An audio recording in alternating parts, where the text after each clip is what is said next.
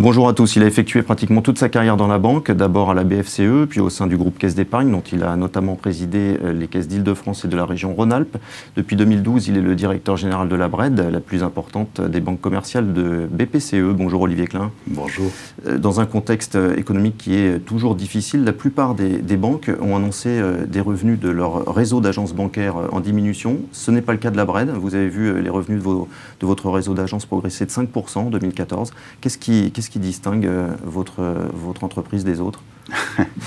Non, d'abord, on n'est pas les seuls à avoir été positifs, même s'il y a beaucoup, voilà, même s'il y en a beaucoup qui étaient un peu négatifs, nous ne sommes pas les seuls. Et au sein des groupes BPCE, nombreux sont ceux qui ont pu être supérieurs à zéro. Nous avons fait 5%, je pense, parce que tout cela est toujours une combinaison de phénomènes, que c'est lié au fait que nous avons appliqué une politique qui est d'essayer de faire converger vraiment le digital et l'agence physique. Notre analyse est partagée d'ailleurs dans le groupe, dans l'ensemble du groupe, c'est que au fond, la révolution numérique, on ne doit pas y échapper parce qu'elle est fondamentale, elle est profonde, ça bouleverse le comportement de nos clients et on doit s'y adapter. Ouais. Mais en gros, on peut imaginer qu'il peut y avoir deux manières de penser cela. Et suivant les réseaux que l'on a, on peut avoir une légitimité ou une rationalité à faire d'une façon ou d'une autre. Nous, on a pensé qu'au fond, nos clients ne demandaient pas moins de banques. Ils pensaient simplement avoir besoin d'une banque en l'utilisant différemment. Et la réalité, c'est que les clients en général, particuliers, hein, c'est là dont on parle en ce moment, ont envie d'une banque plus pratique, parce que le digital a apporté partout d'une façon différente de faire sans se déplacer, et on pourra y revenir si vous voulez, et une banque aussi plus exigeante en qualité de conseil et de service. Ce qu'apporte aussi, d'ailleurs, d'une certaine manière, le digital, parce qu'avec le digital, je peux plus facilement comparer, je peux plus facilement changer, etc. Alors, concrètement, ça veut dire que là où un certain nombre de vos concurrents diminuent le nombre d'agences, eh bien la BRED a annoncé au contraire l'ouverture de 15 agences dans les 18 prochains mois, mais des agences reconfigurées avec une nouvelle relation client. Oui, alors ce qui a fait, j'espère, une partie de la différence, c'est que on a fait en sorte que d'abord tous nos clients puissent joindre leurs conseillers de clientèle en direct, soit avec leur numéro de téléphone professionnel directement, soit par email avec leur adresse email. Mais c'est pas tout. On a fait aussi en sorte que chacun de nos conseillers puisse tout simplement vendre par téléphone ou même par email, de façon à ce que le client, s'il le souhaite, ne se déplace pas. Comme le client se déplace moins, on a aussi accru la proactivité de nos commerciaux vis-à-vis de leurs clients. Donc au fond, on a gardé le commercial comme étant le pivot, le conseiller comme étant le pivot de la relation, et on a fait en sorte que on puisse joindre ce conseiller quel que soit le canal choisi, au moment de la journée, au moment de la vie, parce qu'on peut avoir envie à certains moments de faire telle chose par tel canal, c'est-à-dire aller voir à l'agence, et puis d'autres moments de la journée ou d'autres moments de la vie avoir besoin de traiter tout simplement plus à distance. Et cela, on a ouvert le jeu de façon à ce que tout soit possible pour notre client et que le commercial, le conseiller, sache s'approcher du client de toutes les manières, en lui apportant en plus une compréhension de ses besoins, en traitant ses problématiques, ses projets de vie, et en cherchant les solutions qui peuvent lui convenir. Ça, c'est déjà une démarche assez différente et qui procure un certain nombre de changements. À côté de ça, il y a le réaménagement du réseau. Il ne faut pas rester les deux pieds dans le même sabot, on ne peut pas avoir le même réseau qu'avant. Les réseaux où on avait des agences à peu près identiques, partout, faisant exactement la même chose, c'est un peu du passé. Donc il faut aussi reconfigurer, on a commencé à le faire, on a fait des tests qui ont bien marché, et on est en train de développer une reconfiguration du réseau. En gros, c'est simplement que, comme on a des agences petites et des plus grandes, on ne peut pas avoir des spécialistes par segment de clientèle, pas par produit.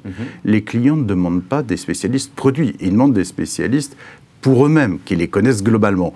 Mais vous ne mettez pas le même spécialiste pour une profession libérale que pour un client traditionnel, que pour quelqu'un qui fait de la gestion privée ou quelqu'un qui est professionnel, etc. Donc, vous mettez des spécialistes par type de clientèle. Et puis, quand on a des petites agences, on ne peut pas avoir les spécialistes de tout. Donc, ce qu'on fait, c'est parfois, pas toujours, et ce n'est pas valable pour l'ensemble du réseau, naturellement, mais on fait des multisites où on a des spécialistes qui peuvent être attachés à 2-3 agences et qui vont aller de proximité, naturellement, ils sont mobiles, de grande proximité, et ils peuvent du coup se déplacer en fonction des rendez-vous, en fonction des besoins, en fonction des clients qu'ils suivent. Et aujourd'hui, être par exemple dans 2 agences, je prends cet exemple, le matin dans l'une, l'après-midi dans l'autre, pour simplifier, ne pose aucun problème vis-à-vis des clients, parce que quand les clients veulent les joindre, la plupart du temps, ils les joignent par téléphone ou par email, et donc ils peuvent les joindre avec les outils modernes, aujourd'hui, n'importe où, sans même savoir ou spécifiquement s'ils sont dans l'agence A ou dans l'agence B. Alors, Olivier Klein, visiblement, ces efforts ont porté leurs fruits en 2014, mais le travail ne fait que commencer, surtout que le contexte ne sera pas plus facile en 2015, et notamment un contexte de taux très bas qui rogne les marges des banques de détail, et un contexte qui est potentiellement meurtrier pour les banques de détail. Vous vous attendez à quoi dans les mois qui viennent de ce point de vue-là ? Ben, vous l'avez très bien résumé, le fait d'avoir des taux très bas, et notamment des taux longs qui sont très très bas par rapport au taux court, ce qui laisse des marges nettes d'intérêt qui sont très faibles, c'est-à-dire le taux auquel on prête par rapport au taux auquel on rémunère l'argent qui nous est prêté, pour faire simple, c'est à cause ou grâce aux politiques monétaires, ces marges sont devenues très petites. Ça n'est pas facile à vivre pour des banques de détail. Donc, quand vous ajoutez cela à la révolution numérique, et donc au changement de comportement des clients, à un marché hyper maturé parce que la population n'augmente pas beaucoup et que tout le monde est déjà bancarisé, ça procure... Ça fait beaucoup de choses à encaisser. Oui, beaucoup de choses. Avec en plus des réglementations de plus en plus contraignantes, évidemment, ça fait beaucoup de choses. Donc, il faut se battre face à cela. Évidemment, on pourrait avoir tendance à se dire on va replier de la toile, on va abaisser les coûts, mais il faut toujours optimiser les coûts. C'est une base de n'importe quel métier, dans n'importe quelle entreprise. Il faut toujours optimiser les coûts, avoir les coûts les plus efficaces. En revanche, ce que je ne crois pas, c'est qu'il faille abaisser la capacité d'offre. C'est-à-dire que si on commence à limiter notre capacité d'offre, on peut rentrer dans un cercle vicieux dans lequel on serait obligé par la suite, du coup, d'avoir moins de revenus bancaires, et ce qu'on appelle le produit net bancaire, le PNB.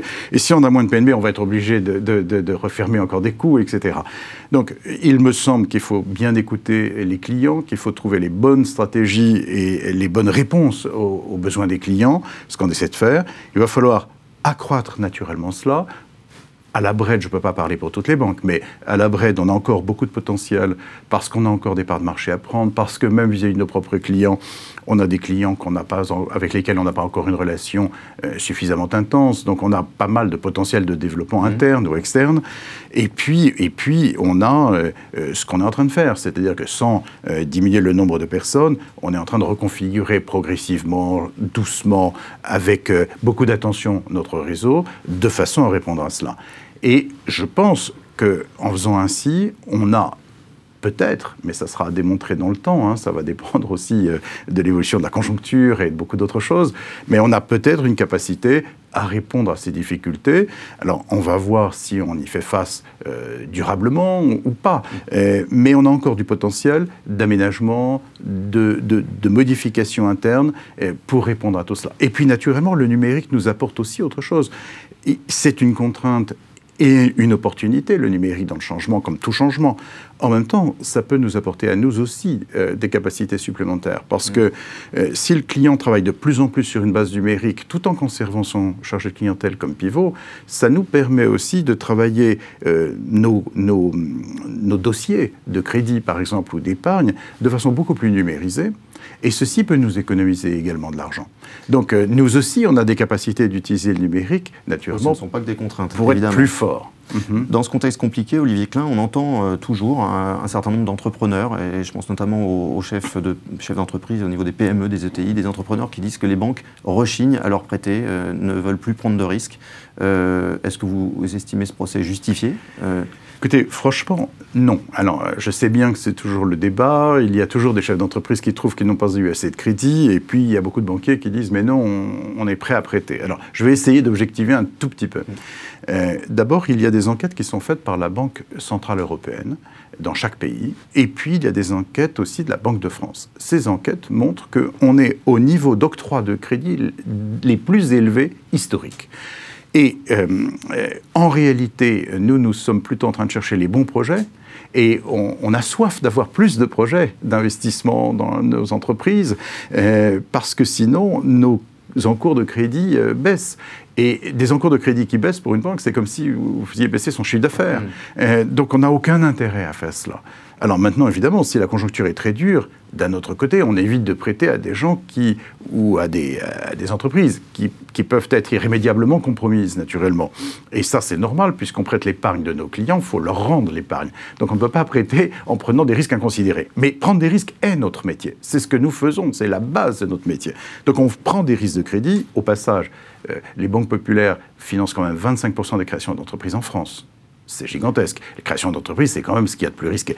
Mais pour les PME, les ETI et autres, c'est plutôt que nous avons envie d'avoir plus de projets qu'on nous propose à financer. Donc je crois vraiment qu'à part quelques entreprises qui ont des difficultés ou qui se lancent dans des choses peut-être très inconnues et qui peuvent peut-être être, je ne sais pas, j'essaie d'envisager des cas de figure, mais la plupart du temps, à 85% des cas, les banques répondent oui aux demandes de financement des projets d'équipement des entreprises, des PME et des ETI. Ce qui est un chiffre historiquement très haut. Et c'est normal qu'elles puissent dire non à 15, parce que c'est leur rôle économique de sélectionner les projets. Merci beaucoup, Olivier Klein. À bientôt. Merci à vous.